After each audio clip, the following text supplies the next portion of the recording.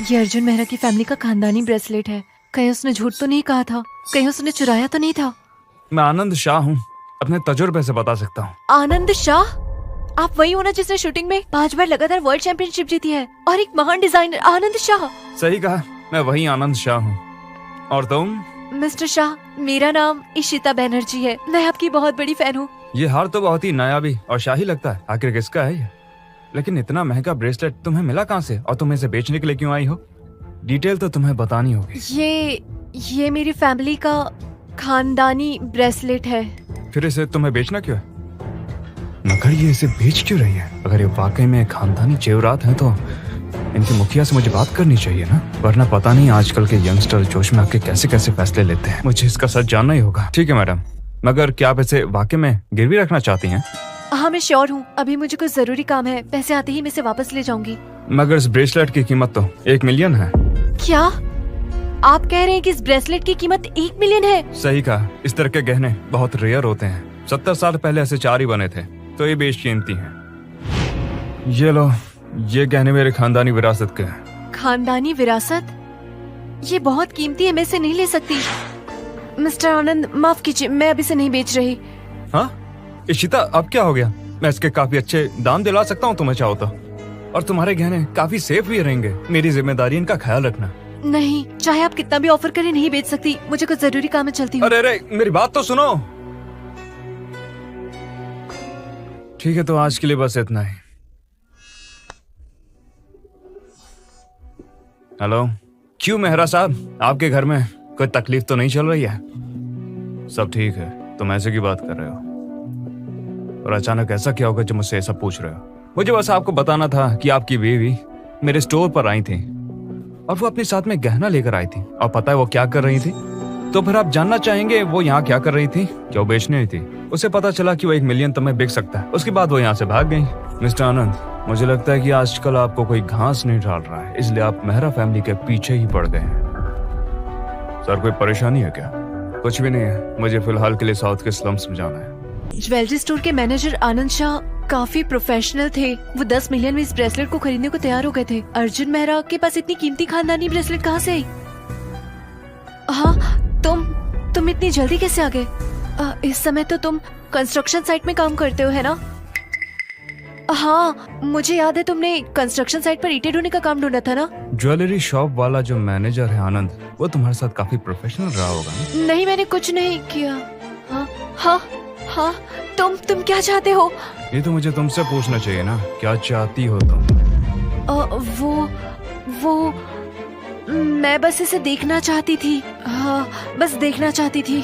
तुम तो बस इसे देख रही थी, उसके बाद ऑक्शन हाउस में बेचने के लिए चली गई। एक प्रोफेशनल ने काफी तारीफ की थी, मैं सच कह रहा हूँ। अर्जुन मेहरा, तुम मुझे फॉलो कर रहे थे? तुम तो बस मेहरा फैमिली की एक कठपुतली भर हो। मैं तो बस तुम्हें आसपास रख के ये देखने की कोशिश कर रहा हूँ कि वो परिवार आखिर क्या कर रहा है।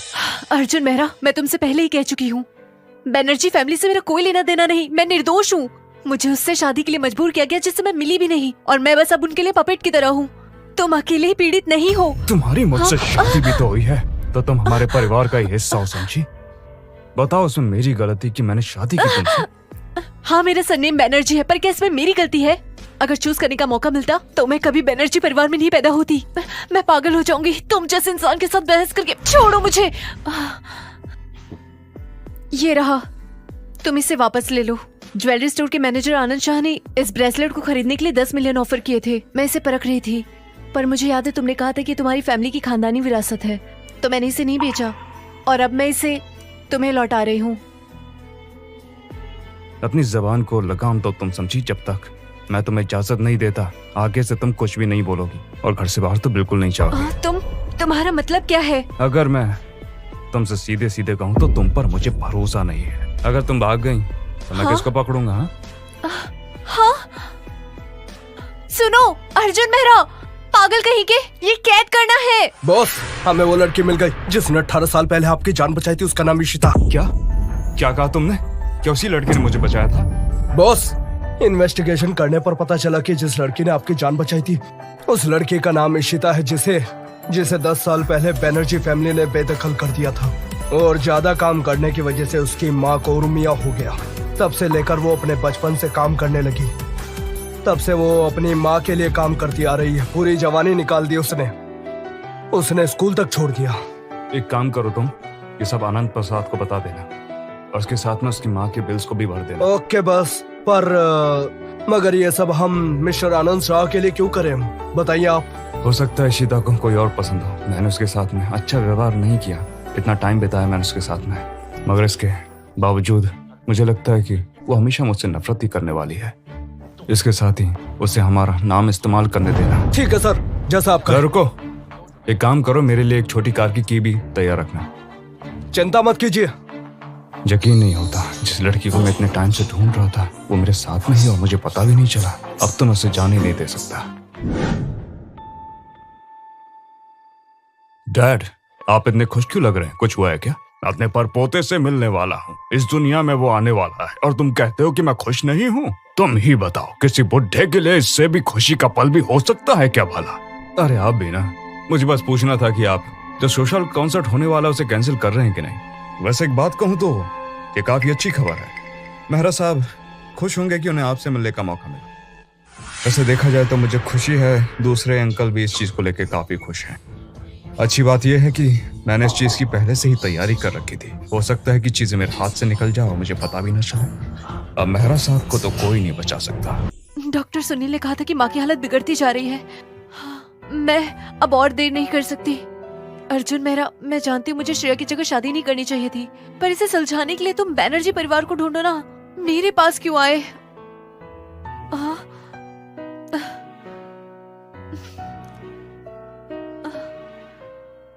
क्या कर रही हो तुम?